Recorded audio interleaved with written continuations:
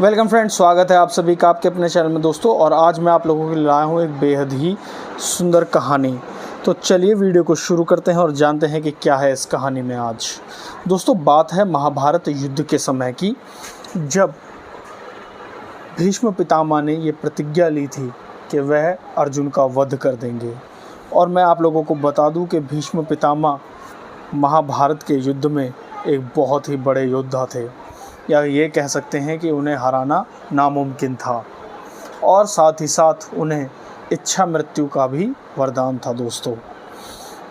और वह धनुर्विद्या हो या दूसरी कोई युद्ध भूमि की विद्या हो, वह सभी में निपुण थे। और जब उन्होंने अर्जुन को हराने का निर्णय लिया और बताया कि कल मैं रणभूमि में अर्जुन का वध कर दूंगा, तो सभी जगह पांडवों में जो है टेंशन का माहौल बन गया। और जैसे ही ये बात श्री कृष्ण जी तक पहुंची, पांचों पांडवों को पता चली, पूरी सेना को पता चली, तो चारों तरफ हड़कंप मच गया। अब जैसे ही श्री कृष्ण जी को ये बात पता चली तो श्री कृष्ण जी भी टेंशन में आ गए। अब वो बोले कि यार अब क्या किया जाए, और मतलब सोचने लगे कि अब कैसे इस चीज़ से निजात पाया जाए, क्या किया जाए। तो श्री कृष्ण जी ने कहा कि जाकर मिलूँ तो अर्जुन से, कि कहीं अर्जुन टेंशन में ना हो, क्या कर रहे होंगे पता नहीं।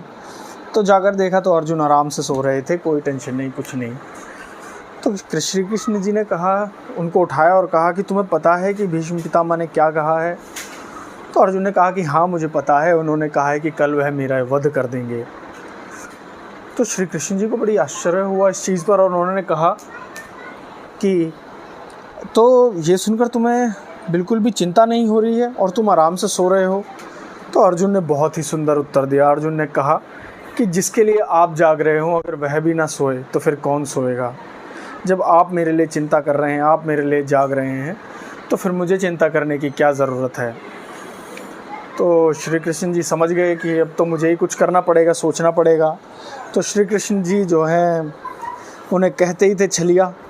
श्री कृष्ण जी ने लगाई अपनी बुद्धि, अपना विवेक, और एक नीति निकाली, इससे निकलने का, इससे बचने का तरीका निकाला। अब उसी रात को दुर्योधन की पत्नी को भीष्म पितामह ने कहा था कि आप मेरे शिविर में आइएगा और मैं आपको जो है वरदान दूंगा, जिससे आपका या आपके जो सुहाग है उस पर कोई भी आज वो नहीं आएगी आज। अब ये बात श्री कृष्ण जी को पता थी। तो श्री कृष्ण जी ने द्रौपदी को कहा कि जैसा मैं बोलूँगा वैसा ही करना, और द्रौपदी को लेकर जो है वह चले गए। अब जैसे ही द्रौपदी को ले जाकर और उनको कहा कि तुम अपना जो है मुंह ढक कर रखना, और वह भीष्म पितामह के शिविर में लेकर उनको पहुंच गए। अब जैसे ही वहां पहुंचे तो उन्हें पहले ही कृष्ण जी ने समझा रखा था, श्री कृष्ण ने। तो उन्हें तो ये लगा भीष्म पितामह को कि दुर्योधन की पत्नी आई हैं। तो उन्होंने सौभाग्यवती भव्य का आशीर्वाद दिया और कहा कि सदा सुहागन रहो, तुम्हारे सुहाग की रक्षा सदैव मैं करूँगा। अब जैसे ही ये कहा, और तो तुरंत द्रौपदी ने अपना जो है पल्लू उठा दिया और मतलब ऊपर कर दिया, और जिससे पता लगा कि हाँ वह द्रौपदी ही हैं। तो उन्होंने कहा कि आपने मुझे सदा सुहागन रहने का वरदान दिया है, तो अब मुझे कोई चिंता नहीं है, आप या कोई भी मेरे सुहाग को उजाड़ नहीं सकता है, क्योंकि आपने स्वयं उसकी रक्षा करने की मुझे वचन दिया है।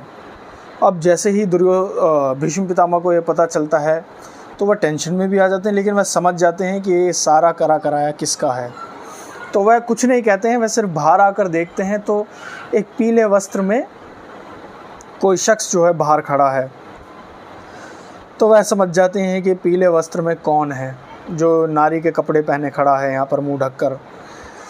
तो वह कहते हैं कि मैं गंगा पुत्र भीष्म अर्जुन को तो नहीं मारूंगा, क्योंकि मैंने वचन दिया है कि मैं तुम्हारे सुहाग की रक्षा करूंगा, लेकिन मैं गंगा पुत्र भीष्म ये वचन देता हूँ कि श्री कृष्ण ने यह वचन दिया है कि मैं पूरे रणभूमि में महाभारत के युद्ध में अस्त्र नहीं उठाऊंगा, शस्त्र नहीं उठाऊंगा, लेकिन मैं भी एक गंगापुत्र भीष्म नहीं, अगर कल मैंने श्री कृष्ण के हाथों रणभूमि में शस्त्र ना उठवा दिए और दोस्तों वही हुआ। अगले दिन श्री कृष्ण जी को रणभूमि में उनके खिलाफ शस्त्र उठाने ही पड़े थे।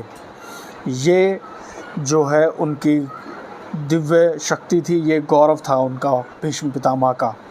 और उन्हें अर्जुन ने रोका कि प्रभु आपने जो है प्रतिज्ञा ली है कि आप जो है शस्त्र नहीं उठाएंगे। तो श्री कृष्ण जी ने भी बड़ा सुंदर उत्तर दिया। उन्होंने कहा कि मैंने वाकई में ये प्रतिज्ञा ली थी कि मैं महाभारत के युद्ध में शस्त्र नहीं उठाऊंगा, लेकिन कल मेरे भक्त ने एक और प्रतिज्ञा ली थी कि वो मेरे हाथों शस्त्र उठवा कर रहेगा, तो मैं अपनी प्रतिज्ञा तोड़कर अपने भक्त की प्रतिज्ञा को पूरा करूंगा अर्जुन, इसीलिए मैं आज शस्त्र उठा रहा हूं। तो ये बहुत ही सुंदर कहानी है दोस्तों। अगर वीडियो अच्छी लगी तो उसको लाइक कीजिएगा, चैनल को सब्सक्राइब कीजिएगा और वीडियो को ज़्यादा से ज़्यादा लोगों के साथ शेयर कीजिएगा। दोस्तों जय हिंद।